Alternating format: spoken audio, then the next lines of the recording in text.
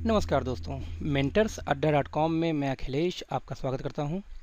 जैसा कि हमने पिछले ट्यूटोरियल में पढ़ा था और जाना था कि सबसे पहले HTML को हमें टेक्स्ट एक एडिटर चाहिए लिखने के लिए या कोई भी कोड उसका, तो हमने डिसाइड किया था कि हम जो भी कोडिंग करेंगे वो हम करेंगे नोटपैड++ में। ठीक दोस्तों, तो चलिए हम खोलते हैं नोटपैड++ सबसे पहले अपने आज के पहले, क्योंकि अब हमारा दूसरा क्लास है तो दूसरे क्लास में हम सीखेंगे कोडिंग करना। ओके दोस्तों, तो हमने ये खोला नोटपैड++। मैंने इसका सारा टेक्स्ट पहले डिलीट किया। ठीक है, टेक्स्ट डिलीट करने के बाद में मैं आपको पहले कुछ एग्जांपल दिखाना चाहूँगा या बताना चाहूँगा कि हम इस ट्यूटोरियल में सीखेंगे क्या। सबसे पहले इस ट्यूटोरियल में आज हम सीखेंगे HTML। एक कंप्लीट HTML के अंदर में कौन कौन से सब्जेक्ट या कौन कौन से लैंग्वेजेज आते हैं। तो सबसे पहले मैं आपको पढ़ाऊँगा HTML एंड CSS, जावास्क्रिप्ट और मैं आपको पढ़ाऊँगा jQuery। ओके, इन चारों को यदि हमने कंप्लीट सीख लिया तो दुनिया का ऐसा कोई भी वेबसाइट नहीं है अच्छे से अच्छा जिसको आप डिजाइन ना कर सकें। तो सबसे पहले हम समझेंगे कि हम HTML या CSS या jQuery या जावास्क्रिप्ट क्यों पढ़ें। जैसे एक एग्जांपल देता हूँ, आपके सामने एक फ़ोटो है। ठीक है, इस फोटो में देखिए ये एक लड़की की फ़ोटो है जो विदाउट मेकअप है। विदाउट मेकअप, ठीक इसी प्रकार से HTML है। अब इसी लड़की की, इसी गर्ल की मैं एक दूसरी तस्वीर आपको दिखाता हूँ। ये रहा आपके सामने।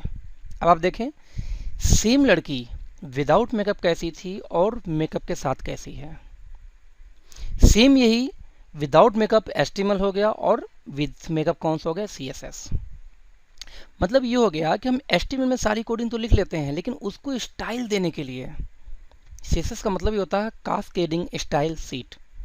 उसको स्टाइल देने के लिए मीन्स कौन सा लुक, कौन सा फील, किस टाइप का कलर, कैसा फॉन्ट होगा, एक एक चीज़ जो डिजाइनिंग का पार्ट है, जो स्टाइलिंग का पार्ट है, वो हम सीखेंगे CSS में।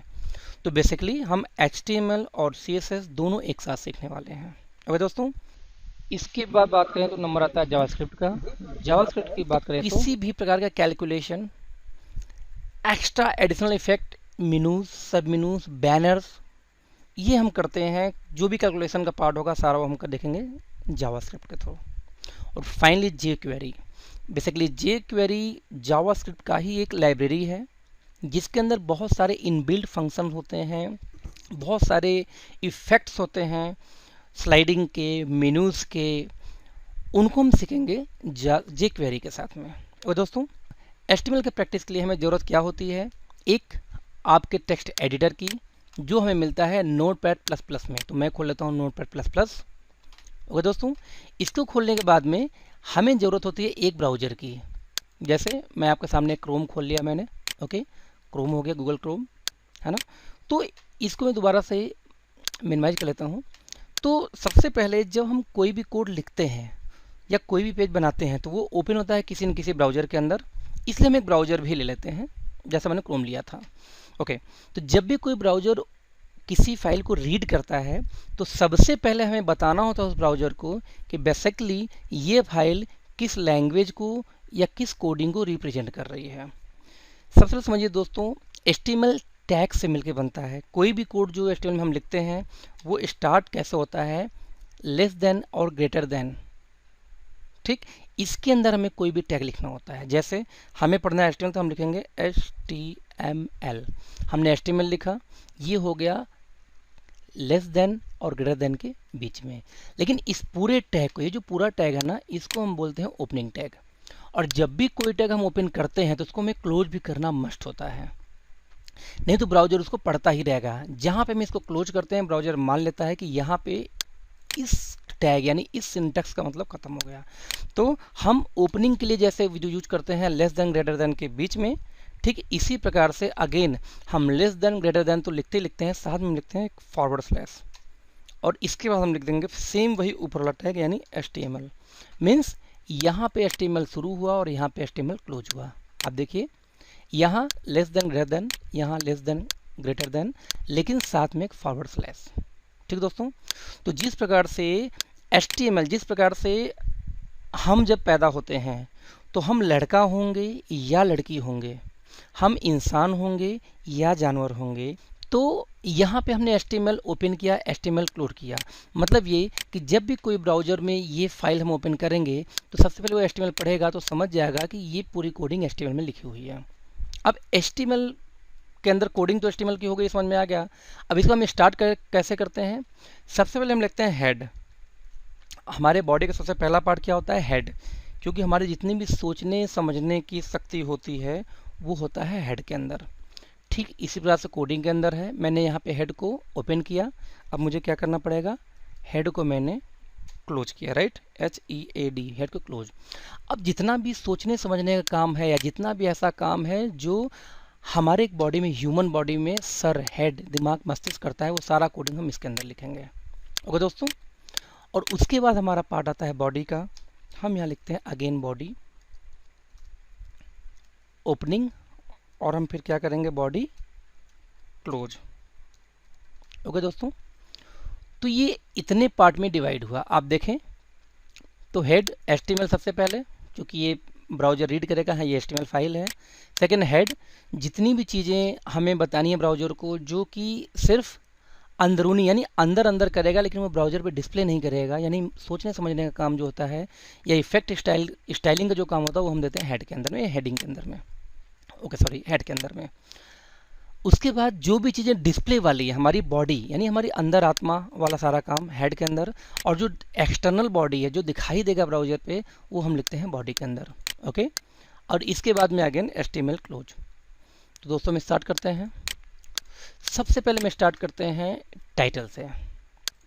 दोस्तों again opening, TITLE, title, opening and title, and title close, है ना, TITLE, title.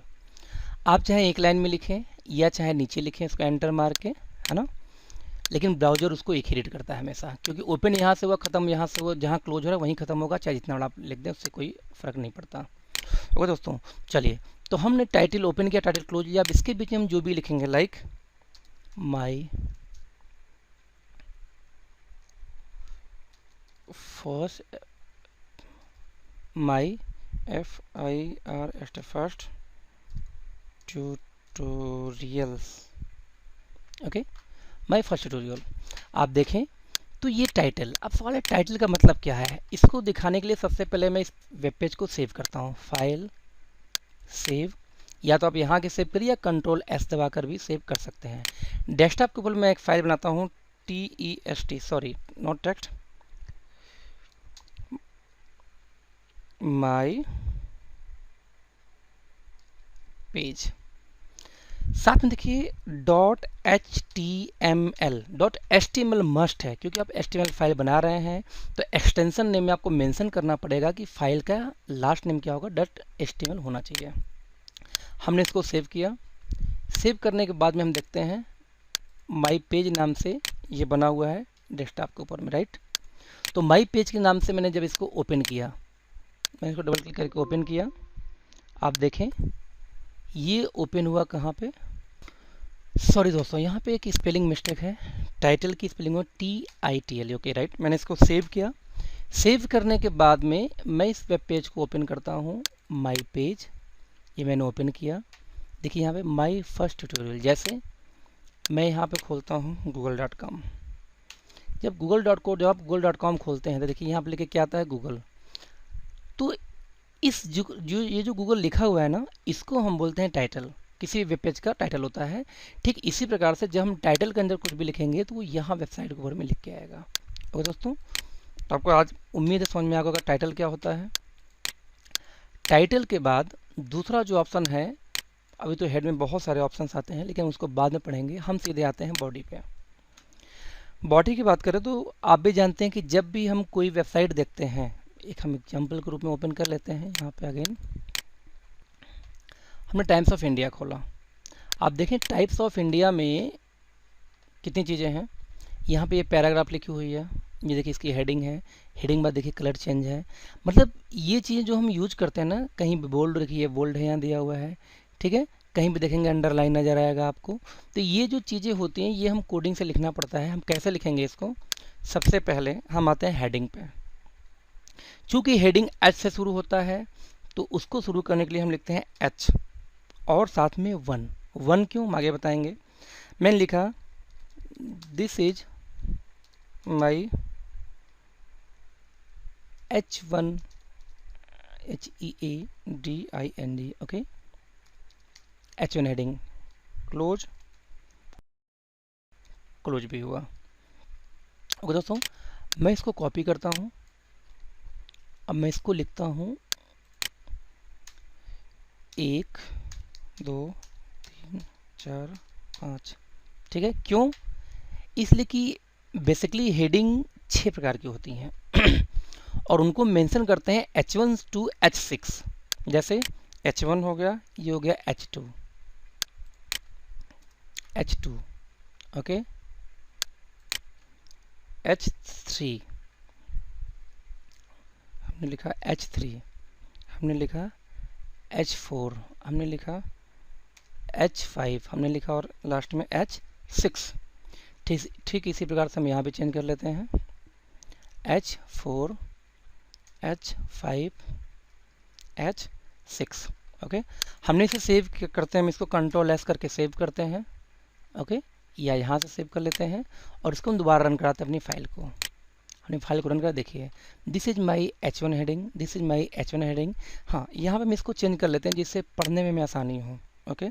H2 H3 H4 H5 and H6। Again Ctrl+S से मैंने इसको सेव किया और आगे इसको हमने रिफ्रेश किया। देखिए, किसी भी वेबसाइट को डिजाइन करते समय हमें कई सारी हेडिंग्स देनी पड़ती हैं।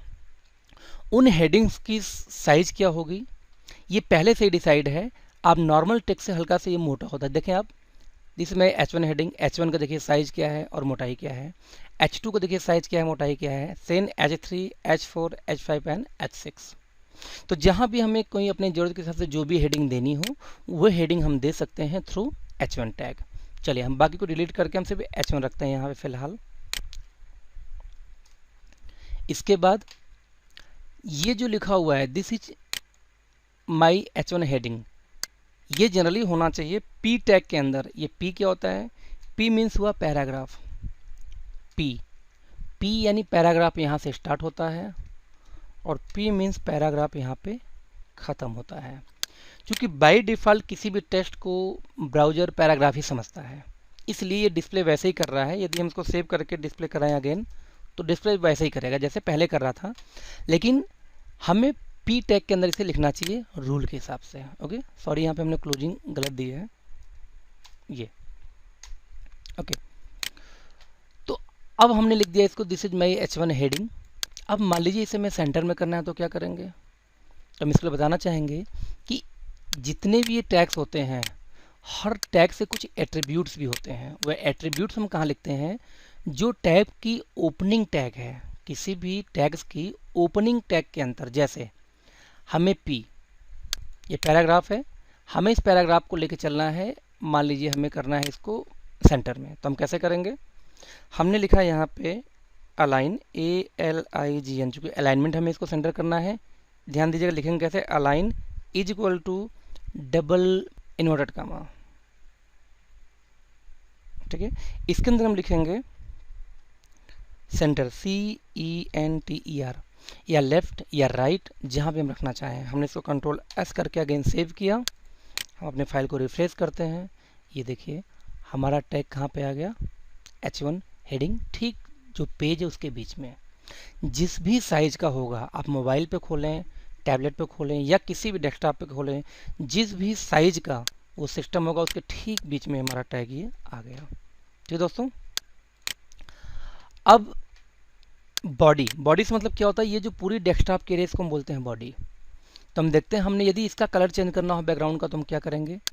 तो अगेन जिस तरीके से आपने यहाँ पे इस P टैग के अंदर में आपने सेंटर दिया तो ये सेंटर हो गया, ठीक इसी प्रकार से बॉडी के अंदर कुछ भी अप्लाई करना है तो हमें बॉडी के ओपनिंग टैग में देना होगा। लाइक हम यहाँ पे आए, हमने लिखा इसको कि BG means background, COLOR, background colour is equal to again वही वैल्यू इन्वर्टेड कॉमा के अंदर हमने यहाँ पे क्या दिया, मान लीजिए मैं देता हूँ ऑरेंज, ORANGE ऑरेंज। मैंने इसको कंट्रोल या से अगेन सेव किया, फिर मैं रिफ्रेश मारता हूँ, ये देखिए पूरी बैकग्राउंड ऑरेंज हो गई। ठीक है दोस्तों, ठीक इसी प्रकार से मान लीजिए मुझे कोई इफेक्ट अप्लाई करना है इस पूरे this is my H1 heading, इस हेडिंग के ऊपर, तो हम कैसे लिखेंगे?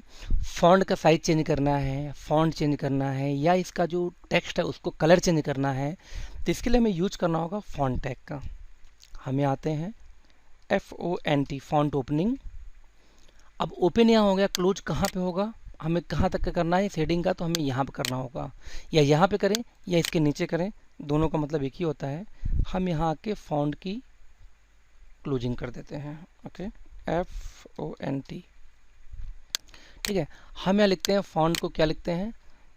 Size, SIZ, size is equal to bracket के अंदर, सॉरी ये रहा, सॉरी है ना, साइज ब्रैकेट के अंदर ने क्या लिखा? मान लीजिए हमने कहा इसको 20 पिक्सल। पिक्सल क्या है? हम किसी भी साइज को जो लिखते हैं वो हमेशा पिक्सल के अंदर में ही लिखेंगे HTML में।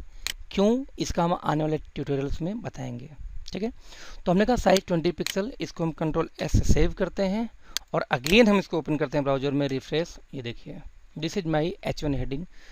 H1 हेडिंग की साइज ही बड़ी हो गई, उसके ओरिजिनल साइज से 20 पिक्सल और बढ़ गई। ठीक है, हम अगेन देते हैं इसको, इसका कलर COLOR कलर, हम इसका कलर देते हैं, मान लीजिए देते हैं रेड, RAD, रेड।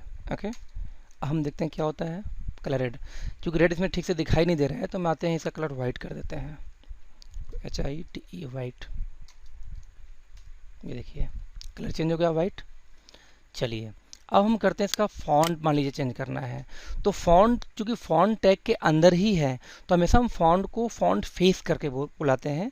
तो इसलिए हम फॉन्ट, चूँकि पहले फॉन्ट टैग के अंदर, तो हम यहाँ लिखेंगे FACE face is equal to again font का नाम जो आपको याद करना होगा। लाइक एक आता है फॉन्ट ताहोमा, THOMA, मैं इसको देता हूँ कंट्रोल S और अगेन मैं खोलता हूँ अपने ब्राउज़र को और यहाँ जाके मैं रिफ्रेश मारता हूँ। ये देखिए this is my H1 heading. Okay, ये फॉन्ट इसका चेंज हो गया। तो इस तरीके से आपने देखा कि हमने यूज क्या किया, फॉन्ट टैग ओपन किया, यहाँ पे फॉन्ट टैग यहाँ हमने क्लोज किया।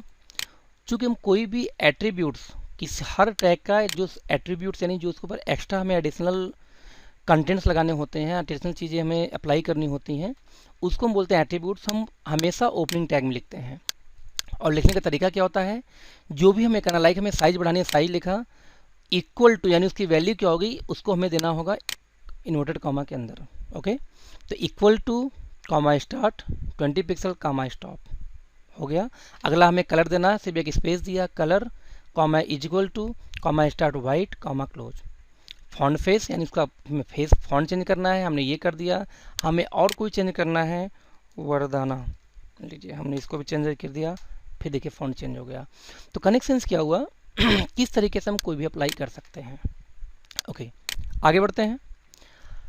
ये जो हमने टेक्स्ट यहाँ लिखा था इसको हम थोड़ा कर देते हैं नीचे। हम यहाँ लिखते हैं this, sorry, line is underline.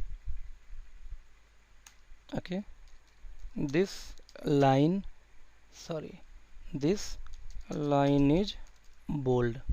Okay, हो गया। अब हम लिखते हैं this line is italic. Okay, italic.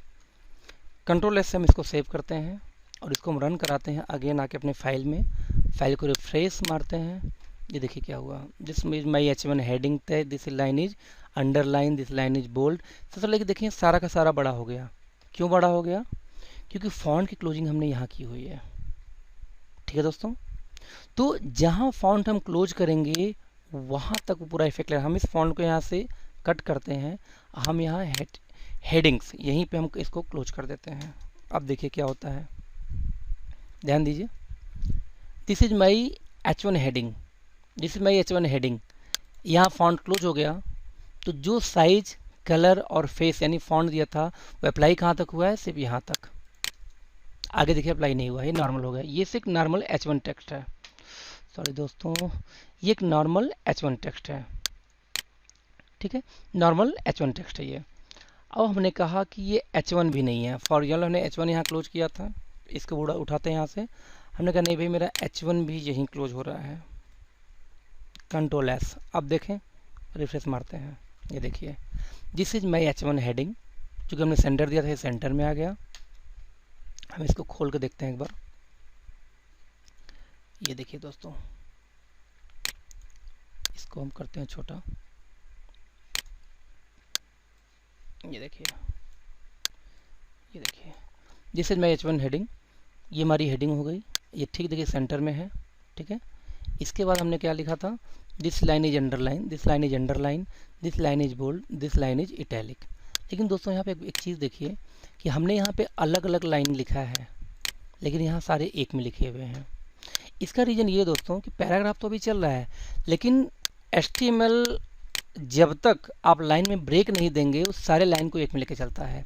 इसलिए जहाँ जहाँ भी आपको लाइन में ब्रेक देनी है वहाँ पे एक टैग लिखना होता है BR, ओके, ब्रेक टैग।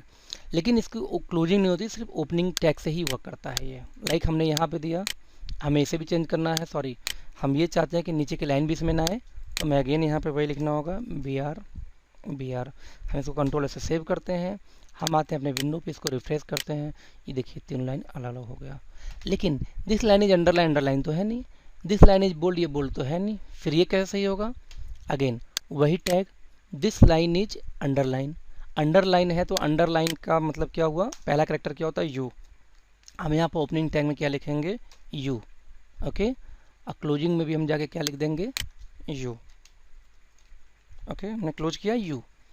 आप देखें कंट्रोल S से मैंने सेव किया, हम इसको रिफ्रेश करते हैं, ये देखिए लाइन अंडरलाइन हो गई, ओके। अब हम दूसरा, this line is bold, again bold है, बोल्ड का पहला कैरेक्टर B, तो सॉरी हम यहाँ अगेन अब हम लिखेंगे यहाँ पे opening tag B and closing tag B। Control S हमने सेव किया, यहाँ हमने रिफ्रेश किया, देखिए ये लाइन बाकी लाइन से बोल्ड हो गया, ओके। अब अगेन इटैलिक, सेम वही, ओपनिंग पहला कैरेक्टर I, इटैलिक किया हमने, लास्ट में गए ओपनिंग क्लोजिंग, हमने इसको क्लोज किया, I लिखा, कंट्रोल S से क्लोज किया। हम इसको रिफ्रेश करते हैं, देखिए हमारी ये लाइन देखिए आप यहाँ पे इटैलिक हो गई है। मतलब ये कि हमें जो भी वेब पेज में डिस्प्ले कराना है उसमें मैं कहीं यदि हेडिंग यूज करना था, हम H1 से लेके H6 कोई भी हेडिंग यूज कर सकते हैं। हमें कोई भी पार्ट अंडरलाइन करना, part in the sense like हमने B को यहाँ से कट किया, उड़ाया, हमने कहा सिर्फ बोल्ड के पहले हम लिखते हैं इसको, आप कहीं भी इस टैग को लिख सकते हैं, हमने यहाँ दिया, ओके, हमने यहाँ दिया बोल्ड, कंट्रोल S। अब हम फिर से रिफ्रेश करें यदि इस पेज को, तो आप देखिए सिर्फ बोल्ड ही बोल्ड हुआ है, बाकी नहीं हुआ है। क्यों? क्योंकि हमने टैग में क्या लिखा था, आप ध्यान दीजिए, किसी बोल्ड के पहले हमने B टैग लगाया था, है ना, तो इसलिए सिर्फ बोल्ड ही बोल्ड हुआ है, बाकी चीज़ें नॉर्मल जो साइज होती हैं उस साइज की दिखाई दे रही हैं। तो जब भी आपको कहीं भी सेम वही अंडरलाइन के साथ है, आप जिस पार्ट को चाहें, लाइक आपने यहाँ से हम इसको कट करते हैं, सॉरी यहाँ से मैंने इसको कट किया, हमने कहा ये अंडरलाइन को ही सिर्फ अंडरलाइन करना है, या अंडर को हमने कंट्रोल V कर दिया, क्लोजिंग मैंने यहाँ किया था, इसको भी हम यहाँ से हटाते हैं, कंट्रोल X उड़ा दिया इसको, हमने इसको किया भाई नहीं क्लोजिंग इसका यहीं करना है, कंट्रोल V, हम कंट्रोल S करते हैं। हम अगेन यहाँ रिफ्रेश मारे, देखिए सिर्फ अंडर ही यहाँ पे अंडरलाइन है, बाकी लाइन तक अंडरलाइन नहीं है। क्यों? क्योंकि हमने अंडर से ओपनिंग किया है और अंडर के बाद क्लोज कर दिया है। तो जब भी आप भविष्य में कोई वेबसाइट बनाएंगे उसमें यदि हमें कोई अंडरलाइन, बोल्ड, इटैलिक कुछ भी यूज करना है तो इस तरीके से हम यूज कर सकते हैं। ओके दोस्तों, चलिए ये तो हो गया सेंटर। अब मान लीजिए मुझे इन सभी को सेंटर करना है तो क्या करेंगे, तो इसके लिए एक सिंपल कमांड है सेंटर टैग, जहाँ भी आप इसको इस्तेमाल करना चाहें। एग्जाम्पल हमने यहाँ पे अलाइन सेंटर किया तो ये पे तो मेरा अलाइन चल ही रहा है, ठीक है। और चूंकि हमने इसको दिया था H1 में और H1 यहाँ खत्म होता है, इसलिए नीचे के कोड्स पे अप्लाई नहीं है। तो हम आते हैं, हम एक टैग उठाते हैं, या तो हम हर लाइन को जाके अलाइन सेंटर करें, यही तरीका और भी है कि हम एक टैग उठाते हैं सेंटर टैग। ओके दोस्तों, centre tag opening SENTER centre and centre tag closing. ठीक है दोस्तों, हम क्या करेंगे यहाँ पे CENTER सेंटर, कंट्रोल S हमने सेव किया। हम फिर से रिफ्रेश करते हैं। आप देखिए सारे एक साथ सेंटर हो गए। क्यों? क्योंकि हमने सेंटर टैग ओपन यहाँ किया, क्लोज यहाँ किया। इसके अंदर जो भी हम देंगे सारे के सारे एक साथ यहाँ पे क्या हो गए, सेंटर्ड में। ओके दोस्तों, तो आज के लिए बस इतना ही। आप इतना प्रैक्टिस करें, उसके बाद में अपने तीसरे ट्यूटोरियल में हम आगे बढ़ेंगे। आपको इमेज लगाना सिखाएंगे, फोटो लगाना सिखाएंगे और भी अच्छे टेक्स्ट बताएंगे। तब तक आप हमारे YouTube के चैनल को सब्सक्राइब करें, हमारे इस वेबसाइट mentorsadda.com को प्रमोट करें, शेयर करें अपने दोस्तों में। Thank you so much.